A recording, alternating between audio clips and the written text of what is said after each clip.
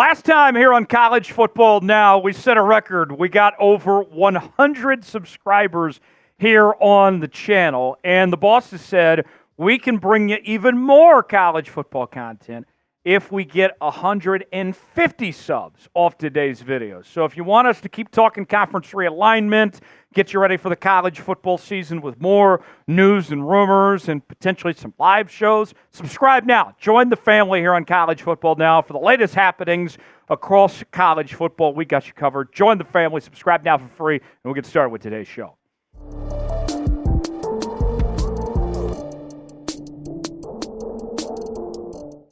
The countdown to ACC midnight is on. Welcome in to this edition of College Football Now, powered by Chat Sports. Tyler Jones here with you with the latest happenings in the Atlantic Coast Conference. Is doomsday on the horizon for the ACC? According to the Late Kicks' Josh Pate, who does an awesome job covering college football. If you haven't seen his podcast and the show that he does with CBS Sports and 24/7 Sports, I highly recommend.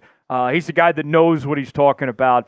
He gave a major update on the ACC's future, and we're going to break it down kind of piece by piece. And let's just say it ain't looking good for the ACC right now. Here's more from Pate. I think the ACC is kind of sort of screwed. I think the future of the conference will look radically different than it does now. There are powerful entities that are well-motivated and well financially backed that want out. In other words, FSU, and they're not alone, I think they're going to get out. Pate went on to say, as he kind of started this out with a cryptic tweet with a glass that was shaking and was asked, what does this all mean? Are they going to expand the ACC? And Pate said, the opposite. The ACC is about to do the opposite of expand, which you would think is losing members. More from Josh Pate. I put that GIF out earlier this week because I have acquaintances that have contacts in the legal community. These are not contacts I would normally have. And I came about these contacts in a very interesting way, but I have them. They're on the legal side of this, and they're not necessarily on the football side. And I've gotten as much intel as they can give me through the thing earlier this week when they said, hey, get ready, it's coming. I put the GIF out. I don't know what the timeline is. I just know that this kind of person who's not one for hyperbole, frankly, I don't think they care about the ramifications on the realignment side, but they know I do. The long and short of it is, I think that the reconfiguration of the ACC is pretty intimate. And Pate went on to say that the ACC collapse could come within the next 9 Saturdays. And what is within the next 9 Saturdays, folks? The start of the college football season. We could see the ACC, according to Pate, fall apart before this season even begins. Now, credit where credit's due. Josh Pate knows what he's talking about. This is not just, throwing something against the wall here. He's got a good track record of covering college football. And there's no reason to think he's wrong on where this is headed. All the momentum, everything we've heard, all the noise surrounding the ACC right now sounds very similar to what was going on with the Pac-12 Conference a year ago. And we saw what happened with the Pac-12 at that point. So we'll go more into this here in just a second, but want to hear from you guys. Will the ACC find a way to survive and make this all work with their current members? Type Y for yes and for no. Why in the comments section, let us know what you think if the ACC will last or not. Now, I know it's pretty warm outside throughout the country, but I got a deal for you, folks. We got hoodies for your favorite college football team for up to 50% off. Because let's face it, folks, when the college football season rolls around and you're trying to go to a night game in November, you're going to need to find a way to stay warm. Well, now's the time to get these while they are on sale with free shipping as well at chatsports.com/CFB hoodie. We got all your favorite teams covered. Go see for yourself. That's chatsports.com/CFB hoodie for 50% off plus free shipping. Go see for yourself today. All right, let's get down the latest happenings in the ACC as far as the legal battle goes. The Leon Circuit Court judge denied the ACC's motion to dismiss the lawsuit that Florida State has against the ACC. That came out just last week. The case will then proceed through the state of Florida's legal system. And on top of that, Judge Cooper, who we're talking about here, this judge, also denied the motion to pause discovery, as the ACC did not want intel out there to be able to be used as evidence. So now Florida State and the ACC both can request contracts, communication, phone calls, and more as evidence to be used, which is very important because if you recall, remember ESPN and that clause in their contract that allows ESPN to opt out of their current deal, which goes all the way to the 2030s, and opt out that begins in 2027. That wasn't supposed to be public. Now, with what is being laid out in these court filings, something like that and others could potentially be allowed to be made public through evidence.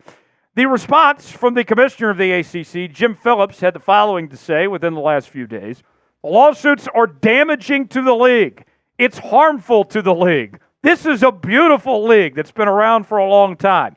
It's meant a lot to this part of the country and college sports. We're going to fight. I'm going to fight, and the courts will ultimately decide. We believe that everyone knows what was in that contract back then, and it was celebrated. Look, Jim Phillips, this is a desperate man talking right now. He knows his back is against the wall when it comes to this situation with the ACC and trying to keep not just Florida State and Clemson happy, but North Carolina, Virginia, and others in this equation. It's not looking good for the ACC and their hopes of holding up together because when you think about it, Clemson's in a legal battle in the state of South Carolina.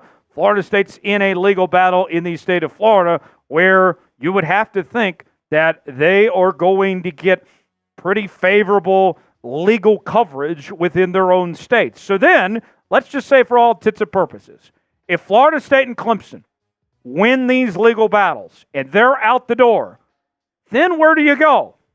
Is the Big Ten an option? Is the SEC? Is it the Big 12?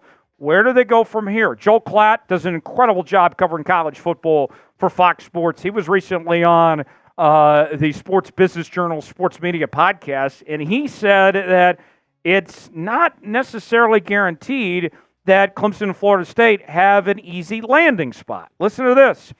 They share a broadcast partner. So why would that broadcast partner want to pay 3 and 4 times for the same games that they already have rights to right now? I just don't see it as a viable business decision from the parties on the opposite side. I understand why the teams and programs in the ACC want to exit, but where are they exiting? You got to have a dance partner, and right now I don't see the incentive structure from the opposite side. So, where do things go from here? When it's all said and done, I do think that Clemson and FSU will win their lawsuits and be able to get out of the ACC. Now, as far as where they go, what Joel doesn't bring up is that Clemson, Florida State, if they, let's say, go to the SEC or Big Ten, I'd much rather see Florida State play USC than I would see them play Wake Forest. That increases value. And we'll get to the ESPN element in just a moment. Then, if they leave, what I expect the courts to rule is that the current ACC grant of rights becomes null and void. So that means that all of a sudden, Clemson, Florida State, North Carolina, whoever, all of a sudden has the opportunity to go shopping and go to another conference if the opportunity presents themselves to do so. And then the ESPN element in all this. ESPN has the right to opt out of the current ACC contract for 2027 and beyond. So then all of a sudden, ESPN could say, why would we pay for the ACC if we don't have brands like Clemson, Florida State, and North Carolina? Maybe we stay with them for less money and we pay the money for the SEC to have schools like Clemson and Florida State, and we get the better matchups instead and do things like that. Or the Fox equation, Fox could jump in and say, yeah, we want to see Florida State and Clemson in the Big Ten. We'll pay the money to make it happen. Then you see Florida State, Clemson, North Carolina, Virginia, and others potentially exit the ACC. I've said it before and I'll say it again. I know that Clemson and Florida State are doing the legal work right now, but North Carolina is still the most attractive team in the ACC for other conferences. I think North Carolina will have their pick, quite frankly, between the Big Ten and the SEC. Don't know if we can say the same for Florida State and Clemson right now. We'll see how it all plays out. Where will Clemson and Florida State end up if they leave the ACC? I know there's a whole lot of legal stuff that we've trimmed through. I feel like I'm ready to take the LSAT after today's show. What do you guys think? Get your predictions in where those schools go. For continuing college football coverage, subscribe now to College Football Now by Chat Sports, youtube.com/ChatSportsTV. I'm Tyler Jones. We'll see you next time here on College Football Now.